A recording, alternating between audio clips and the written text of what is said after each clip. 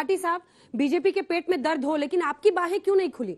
अखिलेश यादव ये क्यों कहने लगे कि उनकी नीतियां अलग है, वो अलग? अरे भारत जोड़ो यात्रा में बस चलना ही तो था 2 कदम साथ, थोड़ा ना अलायंस के लिए बुला रहे थे राहुल गांधी। आप भी बार बार कहते हैं समाज को तोड़ते हैं, तो जुड़ जाते भारत जोड़ो से।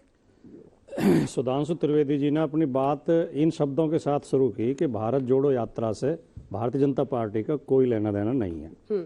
भारत जोड़ो से भी कोई लेना देना नहीं है, ये तो भारत तोड़ो पार्टी है। भारत तोड़ो के लिए अगर कोई बात करेगा तो बड़े प्रसन्न हो जाएंगे। अगर कोई बात करे गोली मारो, अगर कोई बात करे छुरे पहना के रख लो घर में। खुलेआम दिल्ली में, देश की राजधानी में एक निर्वाचित सांसद खड़े होकर भाषण देता है किसी वर्ग विशेष के लिए कि इनका बहिष्कार करो, इनकी दुकानों से सामान मत खरीदो, जहां ये मिला इनकी पिटाई करो। हो क्या रहा है देश में? ये भारत तोड़ने का षड्यंत्र नहीं है? जब ये इनकी निर्वाचित सांसद गांधी जी के लिए अपशब्द कहती है तो क्या भारत के खिलाफ षड्यंत्र नहीं है? जहां तक आपके प्रश्न का सवाल है, मेरे नेता ने भी, श्री अखिलेश यादव जी ने भी और जेडीयू के नेताओं ने भी भारत जोड़ो यात्रा की प्रशंसा की है, अपना सहयोग और समर्थन का वादा किया है। उन्होंने उसको जो है उसको अच्छा बताया है। श्रीनगर जाएंगे, लेकिन यात्रा में, कार्यक्रम में शामिल होने का जहां तक सवाल है, हाँ। क्योंकि ये कांग्रेस पार्टी की यात्रा है और कांग्रेस अलग स्वतंत्र पार्टी है, समाजवादी अलग पार्टी है। ये कोई गठबंधन की यात्रा नहीं है। अभी चुनाव की शुरुआत अब होनी शुरू हो जाएगी, धीरे धीरे गठबंधन बनेंगे, मुद्दे तय होंगे, एजेंडा तय होगा। मतलब दूर से समर्थन देंगे जी, दूर से समर्थन देंगे, बहुत पास से भी हो सकता है दें। कैसे? बिल्कुल गले मिलके भी दें। हाँ। आने तो दीजिए समय। इब्तिदाई इश्क खैर होता है क्या? आगे आगे देखिए होता है क्या। नहीं सुनिए, मुद्दे पे आधारित समर्थन देंगे। हाँ। मुद्दे पे आधारित, मुद्दों पे आधारित होगा, बिना मुद्दों के नहीं होगा। वो मुद्दा सबको पहला पता है सवाल क्या हमारा ये होगा। मुद्दों पे मैं सुन नहीं पाया, क्या टिप्पणी कर दी आपने? ये कह रहे हैं कि मैंने सिर्फ ये कहा मुद्दा सबको पता है क्या होगा। मुद्रा पे आधारित आपका होता है, हमारा मुद्दों पे आधारित होगा।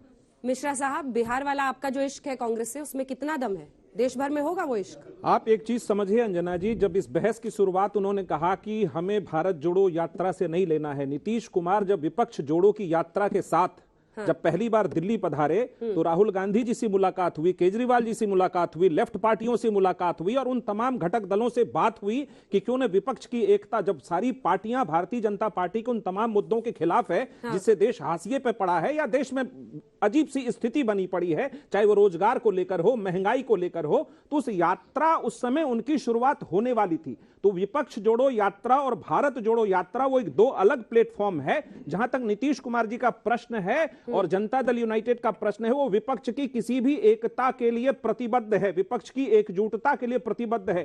कांग्रेस पार्टी ने कन्याकुमारी से एक यात्रा निकाली, मुझे 1 मिनट का समय दीजिए। यात्रा कांग्रेस पार्टी का वो एक राजनीतिक कार्यक्रम है, कांग्रेस पार्टी का वो राजनीतिक कार्यक्रम है। उस राजनीतिक कार्यक्रम में अगर उन्होंने 21 पार्टियों को अगर बुलाया है तो सम्मान का हम स्वागत करते हैं। कांग्रेस के झंडे तले नहीं हो रहा है, सम्मान का हम स्वागत करते हैं जो उन्होंने 21 पार्टी को निमंत्रण दिया है। लेकिन विपक्ष की किसी भी पार्टी ने उस यात्रा के खिलाफ बात नहीं की है। जो पार्टियां उनके साथ बीआरएस की रैली में नहीं जा रही, उन पार्टियों ने भी कांग्रेस के खिलाफ, उस यात्रा के खिलाफ बात नहीं करी है, क्योंकि उस यात्रा का एक महान मकसद है भारत को जोड़ो।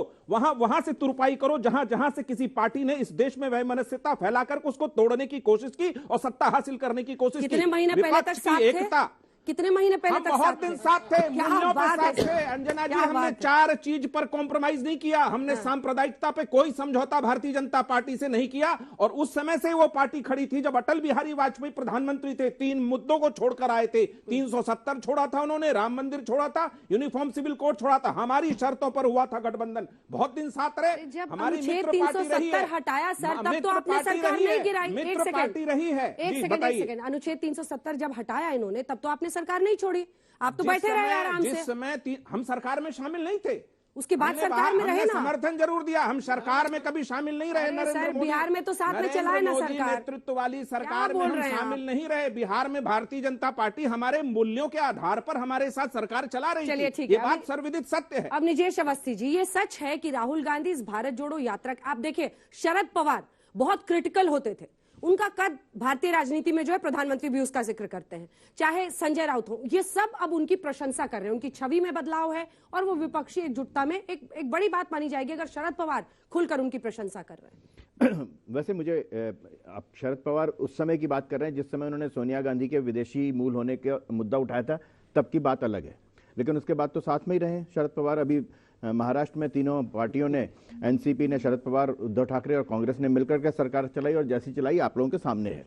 मुद्दा मैं वहां से शुरू करता हूं, जब आपने कहा कि राहुल गांधी की यात्रा चर्चा के केंद्र में रही। अंजना जी, महत्वपूर्ण बात यह है कि वो चर्चा किस बात की रही। या तो वो जिनकी चर्चा, जिसके बारे में अभी सुधांशु जी ने बोला कि जॉर्ज पुनैया की वजह से रही, या मेधा पाटेकर की वजह से हुई, या वो कर्नाटक के उसके मंत्री की वजह से रही, ठीक है ना, या ऐसे लोगों की वजह से रही, या राहुल गांधी के बयानों की वजह से रही कि पांडव ने जीएसटी नहीं लगाई थी, पांडव ने क्या नोटबंदी नहीं, पांडवों ने नोटबंदी नहीं की थी, या भारत की जनसंख्या कितने करोड़ रुपए है, इस तरीके के कारण रही है। तो चर्चा का कारण तो ये है, जो मीडिया में लोगों देखने में बड़ा मजा भी आता है। ये सारे आप कह रहे हैं कि राहुल गांधी एक्सपोज हो रहे हैं इस यात्रा से? अरे एक्सपोज वो तो अभी क्या होंगे? किसी को लगता है कि कोई नई बात है, किसी को लगा कि पहली बार उन्होंने ऐसा कहा है। ये तो उनकी आदत है। अब आप लोगों को हंसी भी नहीं आती, अरे हाँ यही कहा होगा, यही कहा होगा, ऐसे ही है, इसलिए कोई हंसी भी नहीं आती अब तो। असली बात यह है कि आप जिस विपक्षी एकता की बात कर रही हैं, वो विपक्षी एकता वहां पर होती है जब कोई मुख्यमंत्री जो है ना, जब शपथ लेने होता है, तो कर्नाटक में आपने देखा था सारे हाथ मिला के खड़े हो गए। जब चुनाव का वक्त आया, सत्ता का वक्त आया, सब अलग अलग हो गए, कोई एक दूसरे के साथ नहीं है। उत्तर प्रदेश में समाजवादी पार्टी ने कांग्रेस के साथ मिलकर के इलेक्शन लड़ लिया, हार गई। बसपा के साथ मिलकर लड़ लिया, हार गए। फिर जयंत चौधरी के साथ मिलकर लड़ लिया, हार गए। अब किसके साथ मिलकर लड़ेंगे? ओपी राजभर के साथ भी मिलकर लड़ लिया, हाँ वो भी है, जीत नहीं मिली। ये विपक्षी एकता एक ऐसा फार्मूला है। विपक्षी एकता का मुद्दा क्या है? एकमात्र मुद्दा क्या है? नरेंद्र मोदी हटाओ। देश की बात कहीं नहीं है।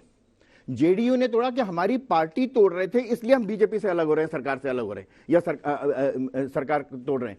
देश हित का एक वक्तव्य अगर जेडीयू के साथ जब सरकार बनी थी, जब जेडीयू अलग हुआ, तो एक वक्तव्य दिखा दो, ये नहीं मिलेगा आपको।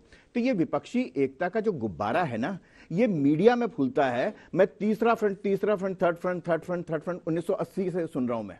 और जहां तक गठबंधन की सरकार का मसला है, गठबंधन की सरकार चल रही है, लेकिन एक बात है, 2014 में और 2019 में भारत की जनता ने जो स्पष्ट बहुमत एक सरकार, एक पार्टी को दिया है, भारतीय जनता पार्टी को, उसका परिणाम सबके सामने है। आप इकोनॉमी में आंकड़ों के साथ जिस दिन बात करना चाहेंगे उस दिन बात कर सकते हैं। ट्रिलियन कितने की है, क्या जीडीपी है, क्या महंगाई की दर कम हो रही है कि नहीं हो रही है, इस सब पर बातचीत की जा सकती है। सिर्फ इसलिए नहीं कि बिना आंकड़ों के आप आके कहते हैं महंगाई बहुत बढ़ रही है, बेरोजगारी बहुत बढ़ रही है। आप आंकड़ों के साथ बात करिए कि कहां पर कितना है। हिमाचल में आते 3 रुपए बेड बढ़ गया ना, बढ़ गया, कोई चर्चा नहीं है ना, कोई जवाब नहीं है। जयराम रमेश जी बैठे हुए थे, आपने प्रेस कॉन्फ्रेंस देखी होगी, उन्होंने कहा मुख्यमंत्री जी से पूछो। ठीक है।